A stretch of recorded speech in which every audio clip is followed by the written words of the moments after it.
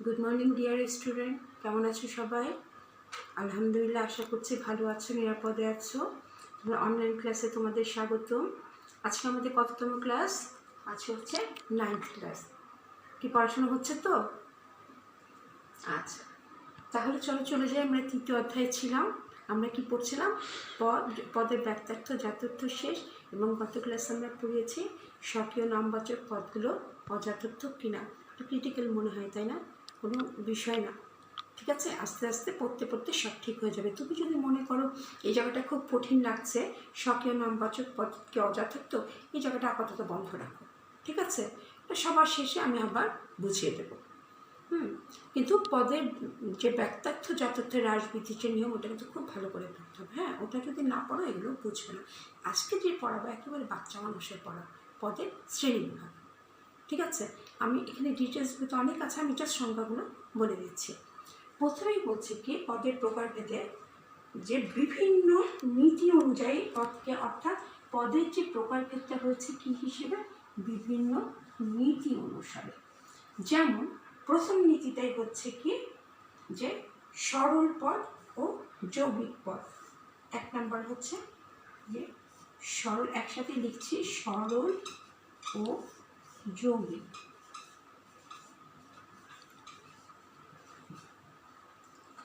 তোমরা নিশ্চয়ই বুঝতে পারছো, এগুলো আমি আর লিখলাম না ইংলিশে, এটা হচ্ছে সিম্পল। আর এটা কি যৌগিকটা তোমরা সবাই জানো কি? যৌগিক পদ হচ্ছে কম্পোজিট আচ্ছা, সরল বা সিম্পল পদ কি? একটা করে ধরবে, একটা করে করবে। সিম্পল পদ তাকেই বলে যে পদ একটি মাত্র শব্দ দ্বারা গঠিত, অর্থাৎ যে পদে একটা মাত্র শব্দ থাকে। যেমন কি হচ্ছে মানুষ, জাস্ট উদাহরণটা দেখো, হচ্ছে মানুষ বা বিশ্ববিদ্যালয়। যে পদ একটা শব্দ দ্বারা গঠিত তাকে বলা হয় সরল পদ। আর যে পদ একাধিক শব্দ দ্বারা গঠিত, যেমন এখানে কি লিখলাম, একাধিক শব্দ দ্বারা, এটা হচ্ছে ঢাকা বিশ্ববিদ্যালয় গ্রন্থাগার।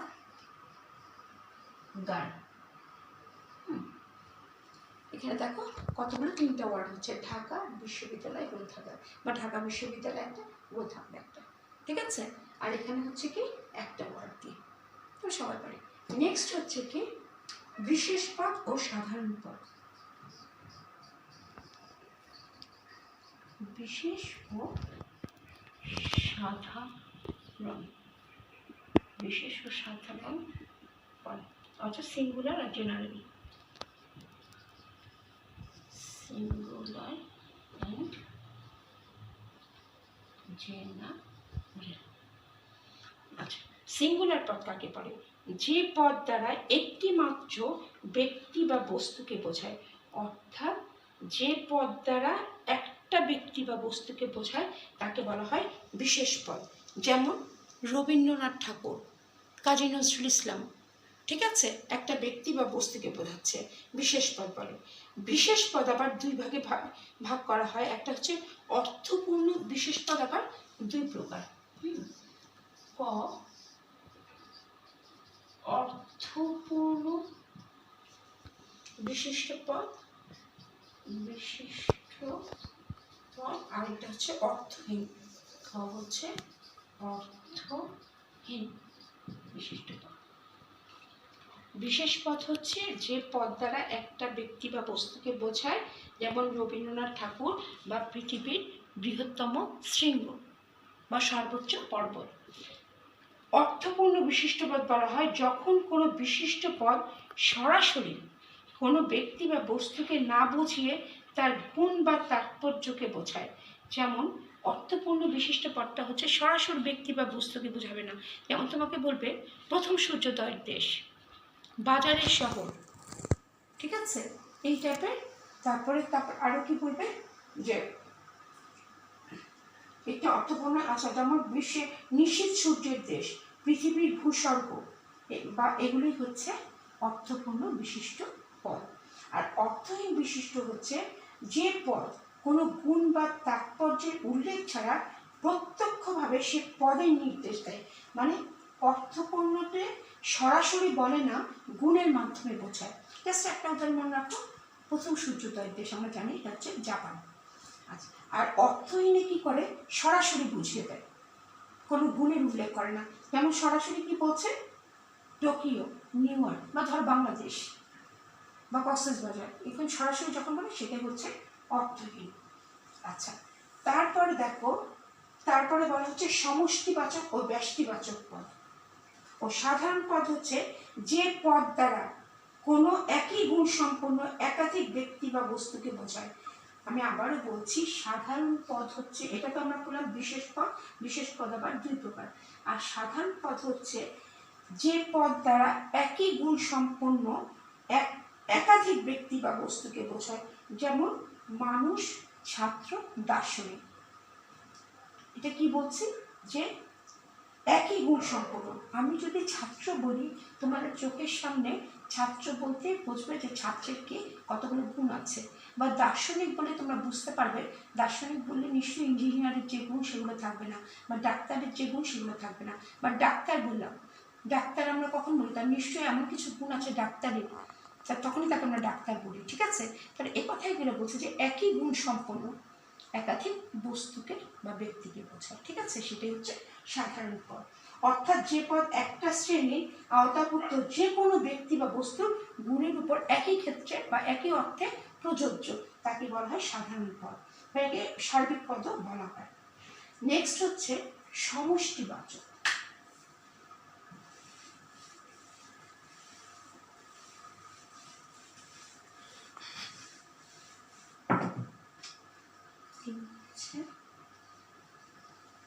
সমষ্টিবাচক এবং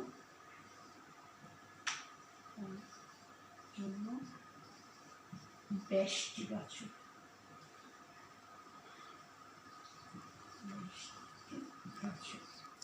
কালেকটিভ অ্যান্ড নন কালেকটিভ। আচ্ছা, সমষ্টিবাচক কাকে বলে, যে পদ দ্বারা একই গুণ বিশিষ্ট ব্যক্তি বা বস্তুকে পৃথকভাবে না বুঝিয়ে সমষ্টিভাবে বোঝায়। অর্থাৎ একটা গুণ দিয়ে আলাদা আলাদাভাবে না বুঝিয়ে একত্রিতভাবে যখন বোঝায় তাকে বলা হয় সমষ্টিবাচক। যেমন মুক্তিবাহিনী বা গ্রন্থাগার। গ্রন্থাগার কখনো গ্রন্থের বাহার, যেটা মানে অনেকগুলো গ্রন্থ আলাদা আলাদাভাবে বোঝাচ্ছে না, মুক্তিবাহিনী। ঠিক আছে, বুঝতে পারছো, এগুলো মানে একত্রিতভাবে এর গুণ দ্বারা যা বোঝায়। আচ্ছা, এটি আবার সমষ্টিবাচক পদ আবার দুই প্রকার, একটা হচ্ছে বিশিষ্ট সমষ্টিবাচক আর একটা হচ্ছে সার্বিক সমষ্টিবাচক। এত ভিতরে কোশ্চেনটা আসে না, জাস্ট বলে দিবে যে দুটা। বেশিরভাগ তোমাদের আসবে, তোমরা বোর্ডের কোশ্চেন দেখলে বুঝবে সরল পদ, যৌগিক পদ। ঠিক আছে, কিন্তু এগুলো আমরা অবশ্যই পড়ে রাখবো। সমষ্টিবাচক আবার দুই প্রকার, একটা হচ্ছে বিশিষ্ট, আরেকটা বিশিষ্ট সমষ্টিবাচক, আর একটা হচ্ছে সার্বিক সমষ্টিবাচক।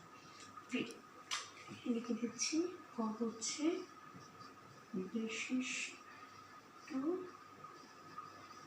সমষ্টিবাচক আর পদ হচ্ছে সার্বিক সমষ্টিবাচক। যে সমষ্টিবাচক পদ কোনো বিশেষ সমষ্টিকে বোঝায় তাকে বিশেষ সমষ্টিবাচক বলে। সহজ কথা, বিশেষ সমষ্টিকে বোঝায় বিশেষ সমষ্টি, যেমন ঢাকা বিশ্ববিদ্যালয় গ্রন্থাগার। আর যে সমষ্টিবাচক পদ পৃথক পৃথকভাবে বোঝায়, অর্থাৎ একত্রিতভাবে সমজাতীয় ব্যক্তি বা বস্তুকে না বুঝিয়ে, মানে সমজাতীয় ব্যক্তি বা বস্তুকে একত্রে না বুঝিয়ে আলাদা আলাদাভাবে বোঝায়, তখন কাকে বলে, তাকে কি বলা হয়, ব্যষ্টিবাচক পদ বলে।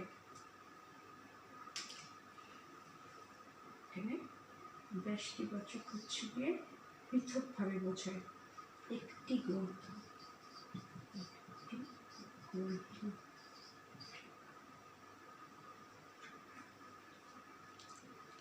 আর সার্বিক কি হবে, বিশিষ্ট যেমন বিশিষ্ট বস্তু বা ব্যক্তিকে বোঝায়, আর সার্বিক হচ্ছে আলাদাভাবে না বুঝিয়ে সার্বিকভাবে বোঝায়, একত্রিতভাবে বুঝিয়ে দেয়। একত্রিত বলতে যে আলাদা আলাদাভাবে বোঝা না, সেটাই হচ্ছে সার্বিক। যেমন গ্রন্থাগার, এখানে যেমন বলেছি ঢাকা বিশ্ববিদ্যালয় গ্রন্থাগার নির্দিষ্ট করে দিয়েছে, আর এখানে শুধু বলছি গ্রন্থাগার, এটা অর্থাৎ পৃথিবীর সব গ্রন্থাগার বোঝা যাচ্ছে। ঠিক আছে, আর ব্যষ্টিবাচক হচ্ছে যে প্রত্যেকটা বস্তুকে আলাদা আলাদাভাবে বোঝানো, যেমন একটি গ্রন্থ। ঠিক আছে, তারপর আমি কি বলছি, একটি মুক্তিযোদ্ধা, মানে একদম হ্যাঁ মানে নির্দিষ্ট করে বলছে, এখানে আলাদা আলাদাভাবে বলতে পারে। একটাই মনে রাখুন, একটি গ্রন্থ। আচ্ছা, তারপরে হচ্ছে বস্তুবাচক বা গুণবাচক। গুণবাচক যে পদ কোনো বস্তু বা বস্তুকে বোঝায়, এখানে বোঝায় না আছে, না কথাটা কেটে দিও তোমরা। ঠিক আছে, বইতে একটু প্রিন্টিং মিস্টেক আছে, তোমরা লিখবে যে পদ কোনো বিষয় বা বস্তুকে বোঝায় তাকে বস্তুবাচক বলে, যেমন মানুষ, ঘর, বই ইত্যাদি। আর যে পদ কোনো বস্তুকে না বুঝিয়ে বস্তুর গুণকে বোঝায় তাকে গুণবাচক বলে, যেমন হচ্ছে কি কার্পণ্য, মনুষ্যত্ব। ঠিক আছে, এগুলো হচ্ছে গুণবাচক বা সত্যবাদিতা ইত্যাদি। আচ্ছা, এখানে অনেক কিছু আছে বস্তুবাচক গুণবাচক নিয়ে, তোমরা এগুলো ডিটেলস পড়ে ফেলবে। ঠিক আছে, ছোট মানে গুণবাচকের পদ দ্বারা গুণকে বোঝায়, যখন একটি গুণকে বোঝায় তখন তাকে বলা হয় বিশিষ্ট গুণবাচক। আবার যখন সবগুলো গুণকে বোঝায় তখন হয় সমষ্টি গুণবাচক, বা এটাকে বলা হয় সামান্য গুণবাচক, যেমন পূর্ণ, বর্ণ, এগুলো হচ্ছে পূর্ণ যেটা মানে কি পাপের বিপরীত, এগুলো হচ্ছে সমষ্টিবাচক। আচ্ছা, তারপরে নেক্সট হচ্ছে 5 নম্বর হচ্ছে সদর্থ,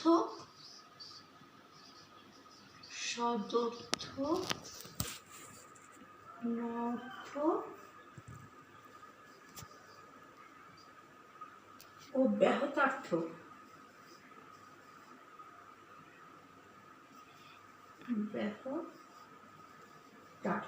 পদ, এক কথা আমি বলি, সদর্থক হচ্ছে যে পদ দ্বারা কোনো গুণের উপস্থিতি বোঝায়। আমি আবার বলছি, যে পদ দ্বারা গুণের উপস্থিতি বোঝায় সেটা হচ্ছে সদর্থক, যেমন সৎ, সুখ ইত্যাদি। আরেকটি হচ্ছে যে পদ দ্বারা কোনো গুণ অনুপস্থিতি বোঝায়, এটা হচ্ছে গুণের উপস্থিতি, এটা হচ্ছে গুণের অনুপস্থিতি। যেমন জাস্ট যে সদর্থকে লিখলে মানুষ, তার আগে স্বরেও লাগিয়ে যাবে অমানুষ, অসুখ।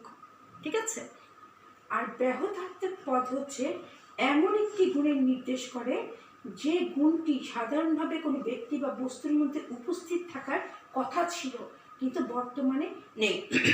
এটা অনেক সময় ম্যাক্সিমাম টাইম এটা আসে। তাহলে ব্যাহতার্থক পদ হচ্ছে সেই পদ যেটার মধ্যে একটা গুণের উপস্থিতি থাকার কথা ছিল কিন্তু বর্তমানে সেটা অনুপস্থিত, মানে বর্তমানে সেটা নেই, তাকে বলা হয় ব্যাহতার্থক পদ। যেমন বা একে বলা হয় অভাববাচক পদও বলা হয়, যেমন বোবা, ঘোড়া, অন্ধ ইত্যাদি। নিরপেক্ষ ও সাপেক্ষ। 6 নম্বর হচ্ছে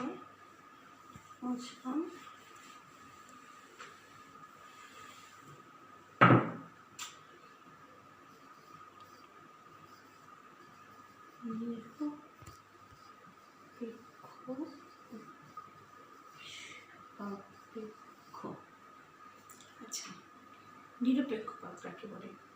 যে পদ তার অর্থের জন্য অন্য কোনো পদের উপর নির্ভরশীল নয়, এটা ভেরি ভেরি ইম্পর্টেন্ট। হ্যাঁ, নিরপেক্ষ পদ কাকে বলছে? নিরপেক্ষ পদ যে পদ তার অর্থের জন্য কারোর উপর নির্ভরশীল নয় তাকে বলা হয় নিরপেক্ষ পদ, যেমন গাছ, পানি ইত্যাদি। অর্থাৎ অন্য কোনো পদের অর্থ ছাড়া এটা বোঝা যায়। আর সাপেক্ষ পদ যে পদ বোঝার জন্য অন্য পদের উপরে ডিপেন্ড হয়, যেমন আমি কার উপর ডিপেন্ডেন্ট, শিক্ষক বলে কি বুঝি তার ছাত্র আছে, ছাত্র বলে কি বুঝি শিক্ষক আছে। ঠিক আছে, বা যদি বলি স্ত্রী তখনই হয় যখন তার স্বামী থাকে। ঠিক আছে, তাহলে এগুলো হচ্ছে সাপেক্ষ পদ অর্থাৎ ডিপেন্ডেন্ট। আচ্ছা, নিরপেক্ষ সাপেক্ষের মধ্যে যে পার্থক্য, এটা আমি তোমাদের পড়া দিয়ে দিব, বইয়ের মধ্যে ডিটেলস দেওয়া আছে, তোমরা এখান থেকে বেছে পার্থক্যগুলো করে ফেলবে। ঠিক আছে, মিনিমাম এরকমভাবে দেবে যে নিরপেক্ষ এবং সাপেক্ষ পদের মধ্যে পার্থক্য লিখো, তোমরা 3টা পার্থক্য নিজেরাই বাছাই করে নেবে। 7 নম্বর হচ্ছে নির্দিষ্ট ও অনির্দিষ্ট।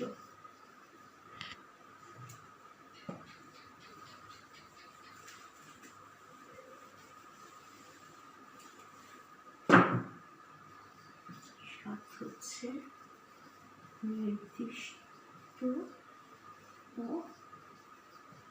অনির্দিষ্ট। যে পদ একটি বস্তু বা শ্রেণীর অন্তর্গত নির্দিষ্টভাবে বোঝায়, অর্থাৎ লোকটি, বইখানা, হিমালয়, তাজমহল, অর্থাৎ কোনো ব্যক্তি বা বস্তুর নাম ব্যবহার করে, আবার কোনো কোনো সময় পদের সাথে টি টা খানাখানি যুক্ত করেও সেটা নির্দিষ্ট পদ বলে। কখনো কখনো বস্তুর নাম বলে দিবে, আবার কখনো কখনো টি টা খানাখানি দিয়ে নির্দিষ্ট করে বুঝিয়ে দিবে, সেটাই হচ্ছে নির্দিষ্ট পদ। আর অনির্দিষ্ট পদ হচ্ছে নির্দিষ্ট করে কোনো ব্যক্তি বা বস্তু বা স্থানকে না বুঝিয়ে অনির্দিষ্টভাবে বোঝায়, তাকেই বলা হয় অনির্দিষ্ট পদ। যেমন একটি বিদ্যালয়, একটি বই, মানে তোমাকে নির্দিষ্ট করে কিছু বলছে না, অনির্দিষ্টভাবে একটি বই, একটি বিদ্যালয়। ঠিক আছে, নেক্সট হচ্ছে জাতর্থ ও অজাতর্থ পদ। এইটা একটা ভেরি ভেরি ইম্পর্টেন্ট জিনিস, মানে যেগুলো ইম্পর্টেন্ট তোমরা বোর্ডের কোশ্চেন বইয়ের পিছনে দেখতেই বুঝবে। যেমন এইটা বেশি ইম্পর্টেন্ট, এইটা ইম্পর্টেন্ট। এটা হচ্ছে জাতর্থ। ওই দিন আমি একটু পড়িয়েছিলাম তোমাদের জাতর্থ ও অজাতর্থ। জাতর্থ যে পদে ব্যক্তর্থ ও জাতর্থ উভয়ই আছে, অর্থাৎ যে পদে গুণ এবং পরিমাণ উভয়ই থাকে তাকে বলা হয় জাতর্থ পদ। যেমন মানুষ, মানুষের পরিমাণ হচ্ছে সব মানুষ, গুণ হচ্ছে জৈবভিত্তিক বুদ্ধিবৃত্তি। অজাতর্থ পদ যে পদের হয় ব্যক্তত্ব আছে না হয় জাতর্থ আছে, দুটোই একসাথে নেই। ঠিক আছে, তাকে অজাতর্থ পদ বলে। যেমন এখানে আছে অজাতর্থ পদের উদাহরণ হিসেবে লন্ডন, সততা, শুভ্রতা ইত্যাদি। আচ্ছা, নেক্সট হচ্ছে বিপরীত পদ ও বিরুদ্ধ পদ। এটাই হচ্ছে তোমাদের লাস্ট, বিপরীত পদ ও বিরুদ্ধ পদ। আমরা ছোটবেলা থেকে বিপরীত পড়ে এসেছি, তাই তো? বিপরীত ও বিরুদ্ধ পদ, দুটি পদ পরস্পর বিরোধী হয়, অথচ তারা যদি একত্রে একটি ব্যাপক পদের সমুদয় ব্যক্তত্বকে প্রকাশ করতে না পারে তাদেরকে বিপরীত পদ বলে। এখন কথা হচ্ছে কি জানো, বিপরীত পদ এবং বিরুদ্ধ পদ আমরা ছোটবেলা থেকে পড়ে এসেছি, কিন্তু লজিকে যখন পড়বে এর ব্যাখ্যাটা একটু জটিল। তবে আজকে আমি এখানেই শেষ করব। বিপরীত পদ এবং বিরুদ্ধ পদ আমি তোমাদের নেক্সট ক্লাসে বুঝিয়ে দেব, কেননা এটার আবার পার্থক্য আসে। ঠিক আছে, তাহলে আমাদের আগে উদাহরণটা ভালো করে জানতে হবে, তারপরে আমরা সংজ্ঞাটা করব। কারণ আমরা পদের যে শ্রেণীবিভাগটা আজকে আমি পড়ালাম, তুমি একেবারেই ছোটো ছোটো, তবে 1 নম্বরের জন্য 2 নম্বরের জন্য আসে। তোমরা বইয়ের পিছনে কোশ্চেন থেকে বুঝবে কোনটা ইম্পর্টেন্ট। ঠিক আছে, তাহলে অবশ্যই যে পড়াগুলো পড়িয়েছে কদিন তোমরা, আমি বিশ্বাস করি তোমরা মনোযোগ দিয়ে পড়বে। আর তোমরা যদি লজিক এমন একটা সাবজেক্ট বারবার বলেছি, তোমরা যদি একটা প্রথম অংশ বাদ দাও তাহলে পিছনের অংশগুলো পড়তে পারবে না, বুঝবে না। ভালো থাকো সবাই, আর না বুঝলে অবশ্যই কমেন্ট বক্সে কমেন্ট করে জানাবে। ভালো থাকো সবাই।